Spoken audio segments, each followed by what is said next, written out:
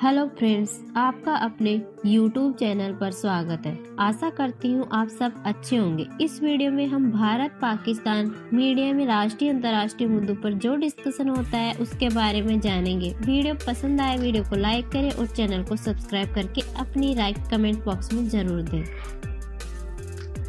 ने एड़ियां रगड़ी आईएमएफ के आगे, क्योंकि वो पाकिस्तान के ऊपर एतबार करने के लिए तैयार नहीं था। आईएमएफ का ये कहना था कि आप बात करते हैं उससे मुकर जाते हैं, उससे बदल जाते हैं, तो हम आपकी बात नहीं मानेंगे। उन्होंने पता नहीं कहां कहां अंगूठे लगवाए, क्या क्या उन्होंने गारंटीज ली, तब जाकर आईएमएफ का प्रोग्राम जो है वो दोबारा फिर उसको हमने रिवाइव किया और इस तरह पाकिस्तान को डिफॉल्ट की सूरत हाल से बचा।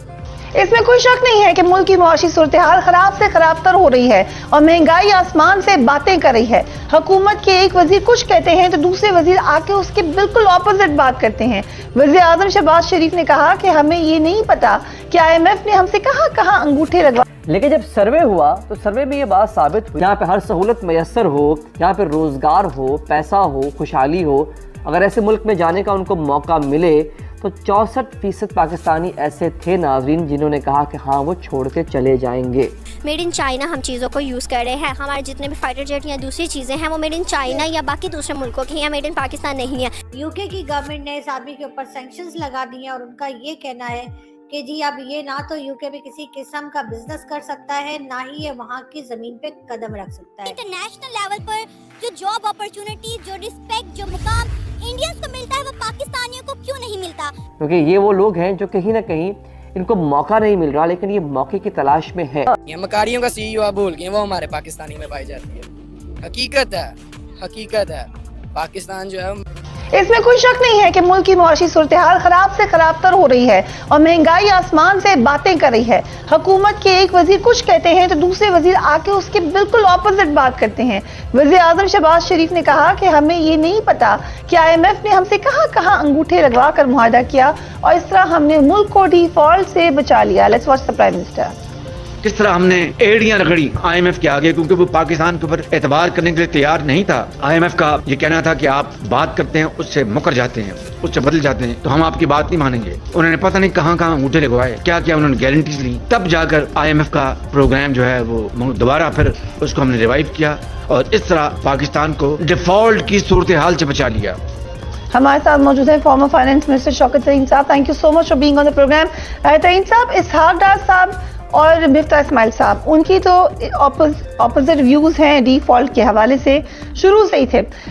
लेकिन शहबाज जैदी साहब का कहना भी है कि हमने टेक्निकल बुनियादों पर मुल्क डिफॉल्ट कर चुका है। आपकी राय क्या है इस हवाले से? देखिए जी, डिफ़ॉल्ट यूजुअली कहा जाता है कि आप अपने जो लोन ऑब्लिगेशंस हैं उस पर अगर आप वो पेमेंट ना कर सकें तो उसको वो डिफ़ॉल्ट किया कहा जाता है। लेकिन शहबाज जैदी साहब ने जो कहा है वो हम लोग भी सारे ये कह रहे हैं कि टेक्निकली तो हमने कई ऑब्लिगेशंस पे डिफ़ॉल्ट किया है, जिसके बीच में ये एयरलाइन की पेमेंट्स हैं, LC हम नहीं खोल रहे, जो रेमिटेंस ये प्रॉफिट रेमिटेंसेज हैं ये हम नहीं कर रहे। तो उस तरीके से तो हमने एक किस्म से वो मुआहदे होते हैं ना कि आप अपने जो फॉरेन कंपनीज हैं वो मुआहदा करती हैं आपके साथ, जब अगर प्रॉफिट होंगे तो आप रेमिट करेंगे और आप नहीं करते उनकी रेमिटेंसेस, तो एक किस्म से आप वो रिनीक कर रहे हैं। उस तरीके से एक किस्म से इम्प्लाइड डिफ़ॉल्ट की बात हो रही है, टेक्निकल डिफ़ॉल्ट की बात हो रही है। लेकिन जिसको आप डिफ़ॉल्ट की बात करते हैं ऑब्लिगेशंस पे, अपना लोन ऑब्लिगेशंस पे, वो तो आपने नहीं किया और मैं उम्मीद करता हूँ कि आप नहीं करें तो अच्छा ही है इंशाल्लाह। हमारे स्टेट बैंक रिजर्व 6.7 अरब डॉलर्स हैं, जिनमें से 3 अरब डॉलर सऊदी अरब का फिक्स डिपॉजिट है। खजाने में 4.25 अरब डॉलर्स हैं। ये यूनिक सिचुएशन है या ऐसी सिचुएशन पहले भी होती रही है पाकिस्तान में? नहीं, पहले भी पाकिस्तान में एक दफ़ा जो जिस वक्त हम लोगों ने एटॉमिक ब्लास्ट किए थे तो उस वक्त हमारे पास रिजर्व बड़े कम हो गए थे, 1.1 बिलियन डॉलर्स के सिर्फ रिजर्व, और वहाँ से अब ये 6.7 बिलियन पे लेके आ गए हैं। तो वजह ये है कि कोई इनफ्लोज नहीं हो रही। अभी कुछ जो पूरे वो गवर्नर स्टेट बैंक ने कहा है कि ये पहले 6 महीनों में 4 बिलियन डॉलर की सिर्फ इनफ्लोज हुई हैं और इनको टोटल जो चाहिए वो पूरे चाहिए, मतलब एक किस्म से 40 बिलियन डॉलर पूरे साल के जिसमें से $34 बिलियन तो इनको चाहिए, मतलब लोन रीपेमेंट्स और आपकी करंट अकाउंट डेफिसिट को पूरा करने के लिए, और 6 बिलियन चाहिए अपने रिजर्व्स को ज़्यादा।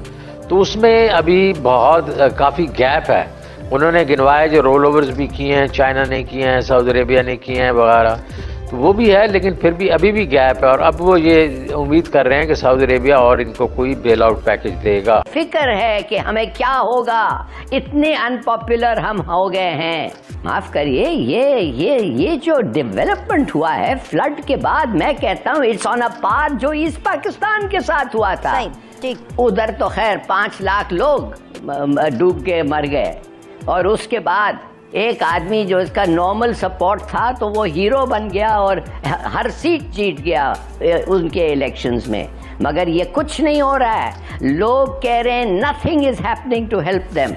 दुनिया में जहाँ कहीं भी इस तरह के क्राइसिस आता है तो एक पॉपुलर लीडर की ज़रूरत है। आप एक थर्ड वर्ल्ड वॉर के अंदर एंटर हो चुकी है दुनिया। इस वक्त दुनिया जो है दोनों जो है पोलराइजेशन इतनी ज़्यादा हो चुकी है कि लोग अपने धड़े के लोग इकट्ठे करते जा रहे हैं। एक तरफ बाइडन निकला हुआ है, दूसरी तरफ पुतिन निकला हुआ है, अपने अपने मुल्कों को साथ मिलाए जा रहे हैं। पाकिस्तान पे सबको पता है कि अमेरिकन लॉबीज का दबाव था जिसकी वजह से सारा कुछ हुआ और ये रिजीम चेंज क्यों हुई। और अमेरिकन लॉबी के दबाव की सूरत हाल ये है कि कंटेनमेंट ऑफ चाइना के अंदर उन्होंने चाइना को इंडिया से नहीं लड़ाना, इंडिया को पाकिस्तान से लड़ाना है। और अगर खुदा न खास्ता आप एक जंग जो है जिसका नज़र आता है मुझे कि अगले विदिन 1-2 मंथ्स के अंदर हो जाएगी, उसमें अगर आपके पास पॉपुलर लीडर ना हुआ तो फिर जंगें नहीं जीता करती। चर्चिल ने सेकंड वर्ल्ड वॉर जीती थी, किस लिए जीती थी? वो एक पॉपुलर लीडर था। हालांकि उसके अंदर एक बहुत बड़ी एक चीज़ थी कि उसने पार्टी बदली थी, बहुत बड़ा समझा था, लेकिन लोगों ने उसको जंग जीतने के बाद निकाल दिया था। इटली आ गया था उसके अंदर। पाकिस्तान को पॉपुलर लीडर की ज़रूरत है। आपको ऐसे लंदे की ज़रूरत है कि जो बंदा फैसले ले सके, जिस पर एतमाद हो। जो रज़ाली साहब ने भी बात की कि एक आदमी 3 मैराथन टेलीथॉन में 14 अरब इकट्ठा करता है, आपको 14 रुपये को नहीं देता। आपके वज़ीर-ए-आज़म फंड की सूरत आ जाए कि लोग उसको देखना पसंद नहीं करते। तो इसका मतलब यह है कि कुछ तो यार खुदा का खौफ करो इस मुल्क के साथ। आप भारत यह है कि आज आप नैब का की हंसी उड़ा रहे होते हैं, कल उसके और पाकिस्तान का मीडिया जो है, पाकिस्तान का मीडिया बड़ा जालिम है। यानी आप अंदाज़ा करें कि दुनिया पूरी के अंदर बंदे की उसके मीडिया की सेंस होती है, उसके हिसाब से उसको कवरेज